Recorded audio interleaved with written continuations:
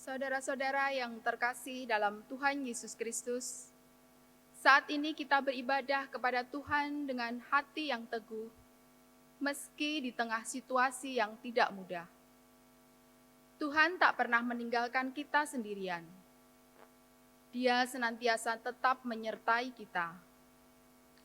Mari kita sambut ibadah ini dengan menyanyikan, "Hai Masyurkanlah."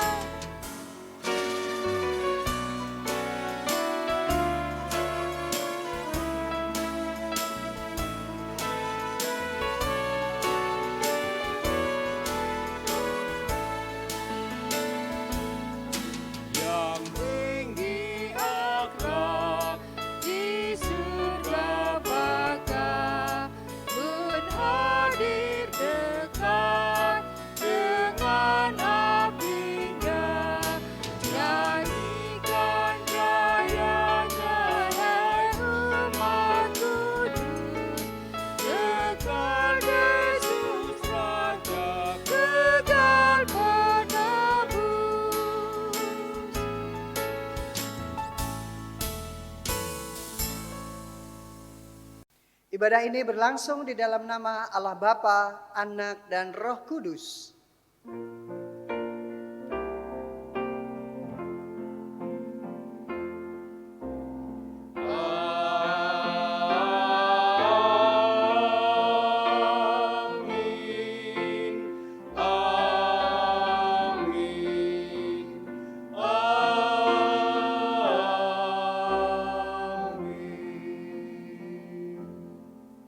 Kasih karunia dan damai sejahtera dari Allah Bapa dan dari Tuhan Yesus serta persekutuan Roh Kudus menyertai saudara sekalian. Dan menyertai saudara juga. Saudara, kerajaan Allah seringkali dipahami nun jauh di sana. Sesuatu yang tak tersentuh bagi kita manusia. Namun sesungguhnya, kerajaan Allah telah turun melalui Kristus.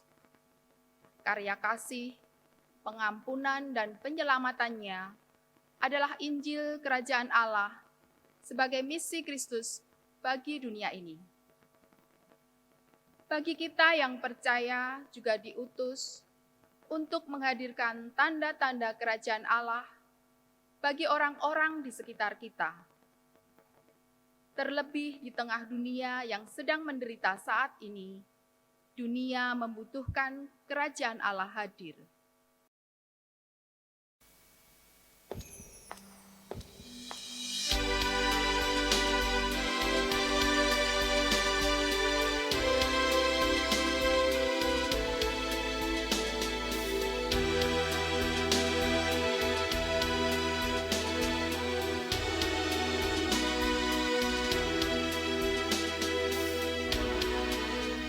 Dalam dunia penuh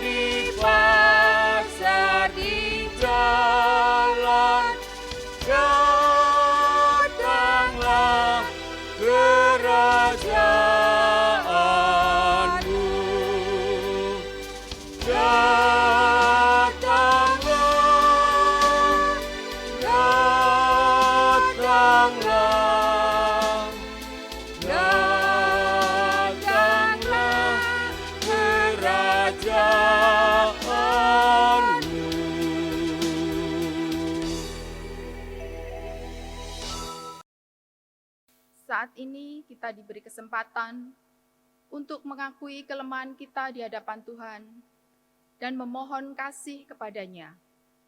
Mari kita berdoa. Tuhan, kiranya Engkau memberi belas kasihan bagi kami yang lemah ini. Manusia yang egois dan mementingkan diri sendiri. Ampunilah kami ya Tuhan. Mampukanlah kami untuk hidup dalam kehendak-Mu yang ilahi. Supaya daripadanya kami belajar untuk menghadirkan tanda-tanda kerajaan Allah di sekitar kami. Dalam nama Tuhan Yesus kami berdoa. Amin.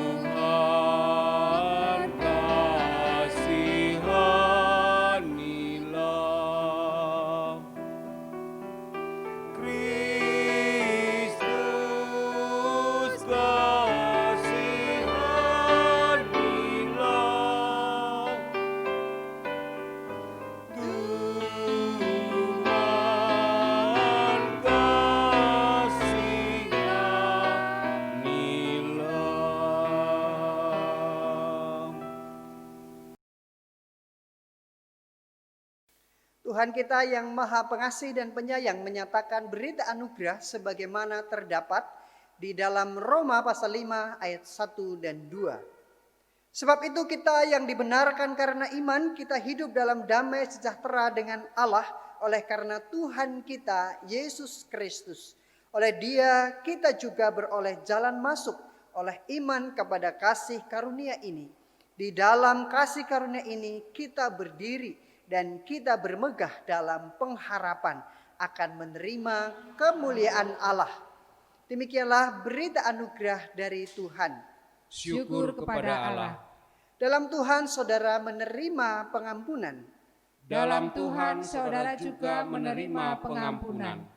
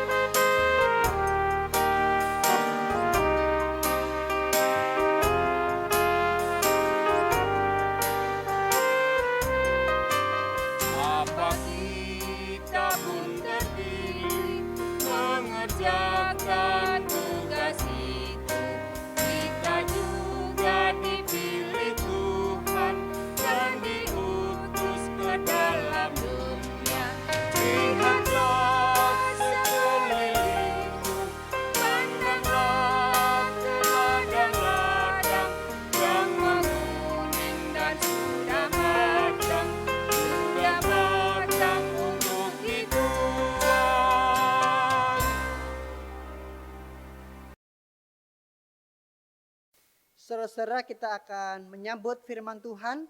Mari kita menyiapkan hati dan berdoa.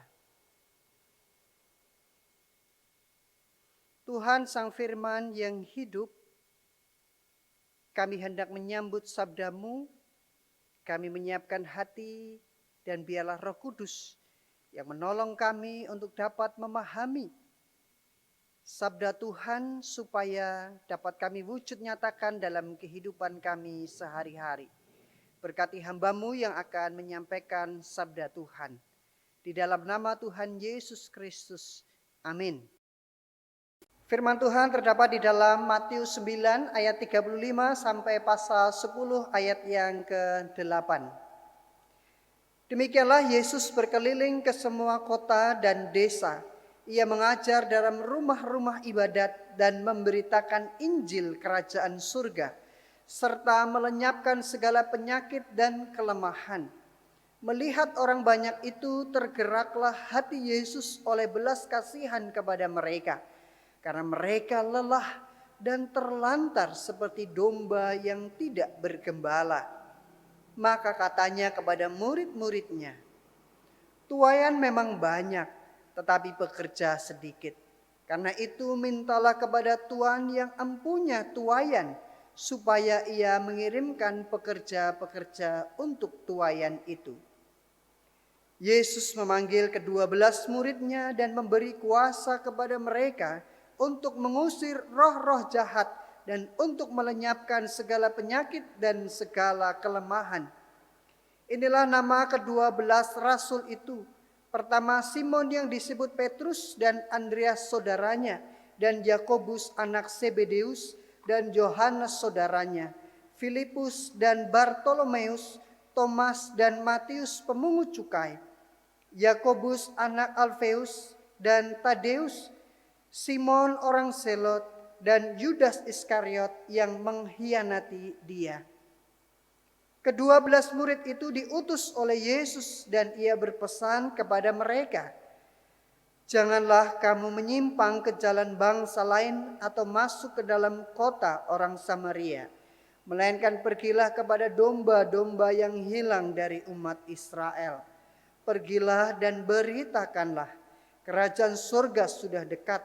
Sembuhkanlah orang sakit, bangkitkanlah orang mati, tahirkanlah orang kusta, usirlah setan-setan. Kamu telah memperolehnya dengan cuma-cuma, karena itu berikanlah pula dengan cuma-cuma." Demikianlah firman Tuhan. Berbahagialah setiap kita yang mendengarkan firman Allah, menaruh di dalam hati dan melakukannya. Haleluya.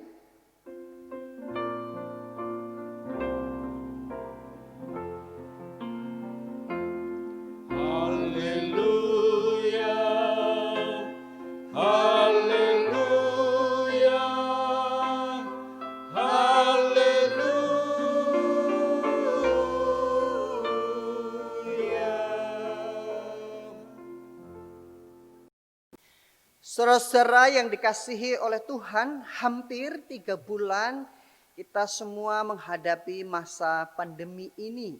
Membuat banyak orang harus berada di rumah, bekerja di rumah, anak-anak kita sekolah di rumah. Bahkan ibadah pun ada di rumah. Sebagian besar lagi masih harus bekerja di luar sana dengan tingkat kewaspadaan yang tinggi. Sebagian bahkan juga tidak bisa bekerja lagi, mungkin karena dirumahkan. Tidak ada pekerjaan yang bisa dilakukan. Lalu ada berbagai dampak yang terjadi, termasuk dampak ekonomi. Dari sisi lain, secara dari pihak pemerintahan, aparat, tenaga medis, semuanya juga terus berupaya berjuang menangani wabah ini. Di tengah situasi ini bisa saja lalu dirasakan kelelahan dan kejenuhan. Sudah pengen segera keluar rumah, sudah pengen segera bekerja di luar, sudah pengen segera beraktivitas seperti sedia kala. Bahkan mereka yang selama ini berjuang, berusaha secara produktif bisa saja juga sudah mulai merasa lelah. Di satu sisi ingin segera situasi kembali lagi, kembali seperti dulu kala. Tetapi di sisi lain kenyataannya keadaan belum membaik, belum memungkinkan untuk kembali melakukan berbagai aktivitas seperti dulu kala. Nah, bukankah situasi ini juga melelahkan bagi kita? Lelah menjalani hidup tentu sesuatu yang wajar bagi kita manusia. Karena kita menyadari kelemahan dan kerapuhan kita dalam banyak hal. Namun kita juga bisa melihat ada rasa syukur yang kita lakukan bahwa ketika kita lelah berarti kita sudah melakukan berbagai upaya dan kerja keras. Hidup ini memang mudah membuat kita rapuh dan lemah. Pada bacaan Matius 9 ayat 36, Yesus pun mengetahui apa yang terjadi orang-orang waktu itu. Sudah lelah dengan kehidupan yang mereka jalani. Ada pergumulan soal sakit penyakit, tidak seperti di zaman sekarang ketika orang sakit dapat mendapatkan penanganan medis yang mudah. Pada zaman dahulu mungkin itu yang mengalami kesulitan. Mungkin juga ada beban ekonomi. Mereka masih hidup di bawah penjajahan Romawi. Ada beban agama, kebingungan menjalani hidup dan berbagai kelemahan yang lain. Dikatakan keadaan mereka terlantar seperti domba yang tidak bergembala. Hal inilah yang membuat hati Yesus tergerak oleh belas kasihan. Sehingga menghadirkan kerajaan surga pada situasi itu. Menghadirkan kerajaan surga di tengah kehidupan manusia. Pertanyaannya, bagaimana menghadirkan kerajaan surga itu bagi dunia? Saudara, ada banyak orang yang mungkin salah memahami tentang kerajaan surga. Pertama, kerajaan surga itu adalah sesuatu yang nanti di sana saat kita mati. Ada kata-kata di seberang sana. Yang kedua dipahami dalam bentuk fisik atau material. Sebuah tempat yang megah, indah, tempat yang diidam-idamkan saudara. Mungkin juga kita bisa melihat ada orang yang berdoa persembahan, Tuhan, inilah persembahan kami kiranya untuk memperlebar kerajaan-Mu. Seolah-olah kerajaan Allah itu belum jadi atau perlu diperluas. Maka dibutuhkan dana yang lebih besar. Apakah demikian, saudara? Saudara, lalu apa itu kerajaan surga atau kerajaan Allah? Keduanya memiliki makna yang sama. Baik kerajaan surga maupun kerajaan Allah adalah sebuah kondisi di mana Allah disembah sebagai raja yang memerintah umat. Dan tentunya umat hidup menaati Allah sebagai raja. Oleh karena itu di dalam doa Bapa kami, Tuhan Yesus menyampaikan ada parafrase, datanglah kerajaan-Mu, jadilah kehendak-Mu. Artinya menyambut kerajaan Allah itu soal hidup taat pada kehendak Allah. Jadi kerajaan surga atau kerajaan Allah adalah Allah yang memerintah dan umat hidup taat di dalamnya. Lalu apa tanda-tanda kehadiran kerajaan Allah? Disebut dengan shalom, artinya damai sejahtera seluas-luasnya secara utuh dan total. Bisa dalam segala aspek, ya, spiritual, ekonomi, kesehatan, perdamaian, keadilan dan keutuhan ciptaan. Semua tanda-tanda ini adalah perwujudan kerajaan Allah. Misalnya kita bisa melihat ketika Tuhan Yesus melenyapkan segala penyakit, di sanalah kerajaan Allah itu hadir, ada aspek kesehatan. Tuhan Yesus berbelas kasihan terhadap mereka yang lelah dan terlantar, ada aspek keadilan. Tuhan Yesus dalam bacaan lain memberikan makan 5.000 orang. Ada aspek soal makan, ekonomi, dan berbagai hal yang lain. Keseluruhan tanda ini ingin menunjukkan bahwa ketika Yesus hadir, kerajaan Allah itu juga dinyatakan. Yang menarik dari bacaan kita, saudara, dalam menghadirkan kerajaan Allah, Tuhan Yesus juga mengajak murid-murid yang lain menjadi mitra. Dikatakan tuaian memang banyak tetapi pekerja sedikit. Karena itu mintalah kepada Tuhan yang empunya tuaian supaya ia mengirimkan pekerja-pekerja untuk tuaian itu. Yesus memperhadapkan realitas kehidupan dengan pekerjaan yang memang harus dilakukan bersama-sama dengan murid-muridnya. Lalu Yesus memberdayakan, mengajak murid-murid, mengutus mereka menjadi mitra Allah dalam mewujudkan kerajaan Allah di dunia. Lalu Matius menyampaikan detail nama-nama murid-murid yang dipanggil dan diutus. Ternyata mereka dari latar belakang yang berbeda-beda, baik sosial, ekonomi, daerah, dan latar belakang yang lain. Namun perbedaan latar belakang itu tidak menjadi penghalang mereka untuk memberitakan kerajaan Allah. Kita lihat saja misalnya seperti Petrus adalah pribadi yang keras, suka gerusa-gerusu. Lalu ada Filipus, orang yang memang bingungan. Ada Thomas, pribadi yang introvert dan sulit untuk percaya. Matius, seorang pemungut cukai yang biasanya tidak disukai oleh banyak orang. Termasuk Yudas yang kemudian mengkhianati Yesus. Kalau mereka misalnya dites kompetensi, apakah mereka lulus? Belum tahu. Tetapi yang menarik, Tuhan Yesus mengajak, memanggil dan mengutus mereka untuk memberitakan kerajaan Allah. Karena hal itulah kemudian Tuhan Yesus memberikan kuasa bagi mereka, memberdayakan, memampukan mereka untuk menghadirkan kerajaan Allah di tengah dunia. Tuhan Yesus juga memberikan beberapa nasihat kepada murid-murid. Yang pertama, janganlah kamu menyimpang ke jalan bangsa lain atau masuk ke dalam kota orang Samaria. Artinya supaya pertama-tama para murid ini mengawali pemberitaan kerajaan Allah kepada orang-orang yang terdekat terlebih dahulu. Jangan kepada bangsa lain yang belum dikenal sebagai bangsa asing. Nah, mereka harus mulai dari lingkungan terdekat mereka. Yang kedua, pergilah dan beritakanlah kerajaan surga sudah dekat. Tugas utamanya adalah menghadirkan kerajaan Allah. Jangan sampai ada agenda yang lain. Bukan kepentingan atau keuntungan diri sendiri, tetapi hanya kerajaan Allah yang diberitakan. Dan dekat itu artinya sudah ada bersama dengan mereka. Yesus sendiri sebagai representasi kerajaan Allah. Sehingga terasa dekat dan dirasakan.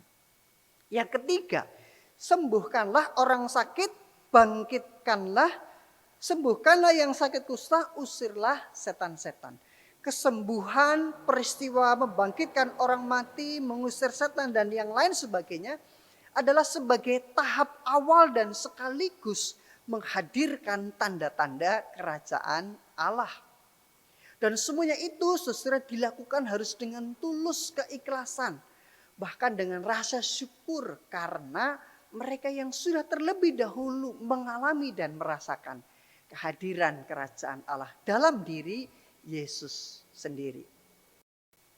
Saudara-saudara, di tengah dunia yang lelah dengan berbagai situasi termasuk pandemi saat ini, kita juga dipanggil dan diutus untuk menghadirkan kerajaan Allah.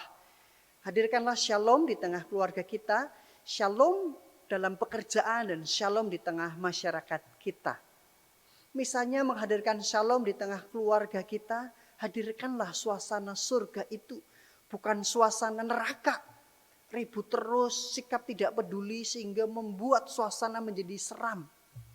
Tantangannya di masa pandemi ini semua orang berada di rumah sekaligus tidak merasakan rumah. Dunia luar lalu mendekat masuk ke rumah, tetapi yang di dalam rumah menjadi berjarak. Berapa lama orang selalu ada di depan layar gadget?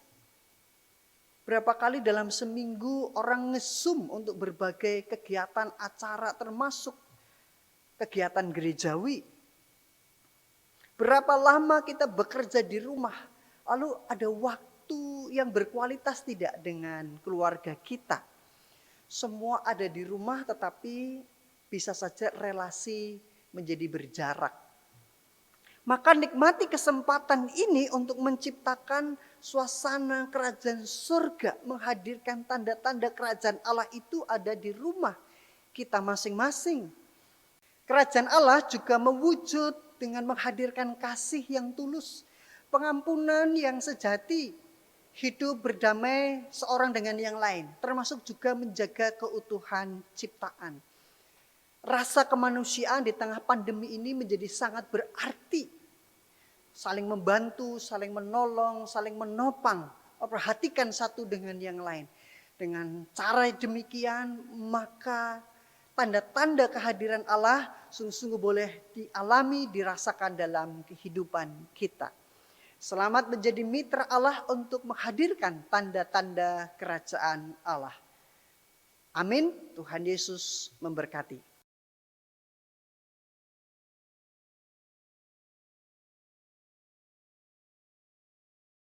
Marilah kita bersama dengan umat Allah di masa lalu, masa kini, dan masa depan mengingat pengakuan pada baptisan kita menurut pengakuan iman rasuli. Aku percaya kepada Allah, Bapa yang Maha Kuasa, Khalik langit dan bumi, dan kepada Yesus Kristus, anaknya yang tunggal Tuhan kita, yang dikandung dari Roh Kudus, lahir dari anak darah Maria, yang menderita sengsara di bawah pemerintahan Pontius Pilatus, disalibkan, mati dan dikuburkan, turun ke dalam kerajaan maut. Pada hari yang ketiga, bangkit pula dari antara orang mati, naik ke surga, duduk di sebelah kanan Allah, Bapa yang Maha Kuasa. Dan dari sana Ia akan datang untuk menghakimi orang yang hidup dan yang mati. Aku percaya kepada Roh Kudus, gereja yang kudus dan am, persekutuan orang kudus, pengampunan dosa, kebangkitan orang mati, dan hidup yang kekal. Amin. Saudara-saudara, mari kita bersama-sama berdoa syafaat. Kami mengucap syukur untuk firman-Mu yang boleh mengingatkan kami untuk menjadi mitra Allah dalam mewujud nyatakan damai sejahtera, menghadirkan tanda-tanda kerajaan Allah, dimulai dari lingkungan terdekat kami. Mampukanlah kami untuk terus berbagi kasih, berbagi damai sejahtera di tengah sekitar kami. Saat ini kami bersama-sama berdoa bagi seluruh jemaat GKI dalam lingkup Klasis Solo. Di tengah berbagai pergumulan jemaat-jemaat kami yakin dan percaya Allah yang akan terus menuntun serta menyertai kami. Bagi setiap mereka yang bergumul, baik dalam keluarga, tuntutan ekonomi, pasangan hidup, studi, maupun mereka yang sedang sakit. Biarlah mereka boleh berjumpa dengan Allah. Tanda kehadiran Allah boleh senantiasa dirasakan dan dialami dalam kehidupan mereka. Sehingga kehidupan mereka juga boleh merasakan damai sejahtera. Jikalau Tuhan boleh memanggil kami untuk menjadi alat mewujud nyatakan damai sejahtera bagi saudara kami ini, biarlah kami juga dapat melakukannya. Saat ini ya Tuhan, kami berdoa bagi pemerintahan kami yang terus berupaya dalam menangani wabah COVID-19. Biarlah Tuhan yang boleh menyertai, menuntun, dan memberikan hikmat kebijaksanaan. Sehingga langkah-langkah yang diberikan menjadi sangat bermanfaat bagi kehidupan kami masyarakat. Kami juga berdoa bagi para tenaga medis yang masih terus berjuang untuk melayani kesehatan Biarlah Tuhan juga memberikan kekuatan serta kemampuan bagi mereka. Bagi para pasien yang boleh juga berjuang, biarlah Tuhan juga boleh memberikan kekuatan. Tuhan memberikan damai sejahtera dalam kehidupan mereka. Inilah ya Tuhan doa serta permohonan kami. Biarlah hanya kehendak Tuhan yang terjadi. Di dalam nama Tuhan Yesus Kristus kami berdoa. Amin. Dengan penuh sukacita, mari kita mengucap syukur melalui persembahan menurut cara masing-masing jemaat dengan didasari dari Kolose 2 ayat 7. Hendaklah kamu berakar di dalam Dia dan dibangun di atas Dia. Hendaklah kamu bertambah teguh dalam iman yang telah diajarkan kepadamu dan hendaklah hatimu melimpah dengan syukur. Mari kita berdoa. Segala puji dan syukur kami panjatkan kepadamu ya Bapa, jikalau pada kesempatan ini kami bersama-sama mengucap syukur karena kasih karunia dan damai sejahtera yang sudah Tuhan berikan pada setiap kami. Kami juga bersyukur ya Tuhan, jikalau Engkau telah memberkati kami melalui usaha dan pekerjaan kami. Sebagai ungkapan syukur ini, kami bawa persembahan kepadamu, biarlah apa yang kami persembahkan ini bisa bermanfaat untuk kemuliaan-Mu di gereja kami masing-masing. Terima kasih ya Tuhan, kami serahkan doa yang jauh dari sempurna ini hanya ke dalam tangan kuasa-Mu saja. Hanya dalam nama Putra-Mu yang tunggal Tuhan Yesus, kami berdoa dan ucap syukur. Amin.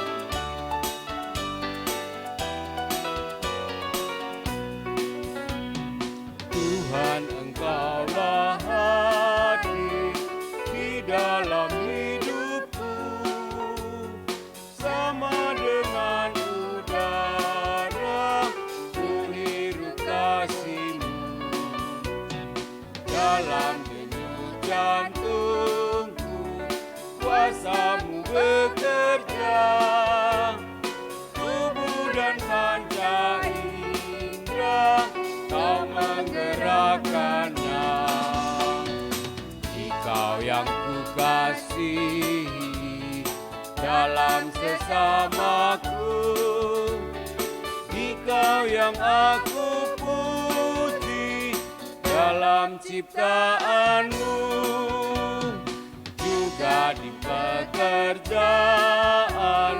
Kau Tuhan beserta, juga Engkau dengarkan lagu keluh kesah, lagu mesin dan Martin, bising dan menderu, lagu peras keringat naik kepadamu. Dikau yang kukasihi dalam sesamaku, Dikau yang aku puji dalam ciptaanmu,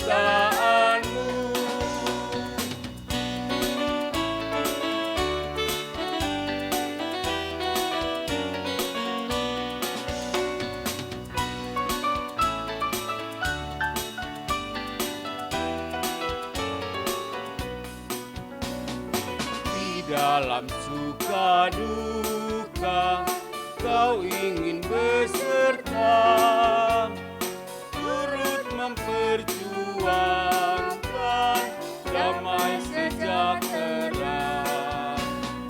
Kau datang dalam Kristus, dosa dihapusnya, dalam kerajaanmu kau ubah dunia. Kau yang kukasihi dalam sesamaku, Dikau yang aku puji dalam ciptaanmu. Arahkanlah hatimu kepada Tuhan. Dalam segala keadaan kami belajar mengarahkan hati kepadanya. Hadirkanlah tanda-tanda kerajaan Allah. Dengan demikian kami mempersaksikan Kristus, Terpujilah Allah Bapa, Anak, dan Roh Kudus. yang tidak pernah memisahkan kami dari kasih-Nya, sekarang dan selama-lamanya. Terimalah berkat Tuhan. Tuhanlah penjagamu, Tuhanlah naunganmu di sebelah tangan kananmu. Matahari tidak menyakiti engkau pada waktu siang, atau bulan pada waktu malam. Tuhan akan menjaga engkau terhadap segala kecelakaan. Ia akan menjaga nyawamu. Tuhan akan menjaga keluar masukmu dari sekarang sampai selama-lamanya. Amin.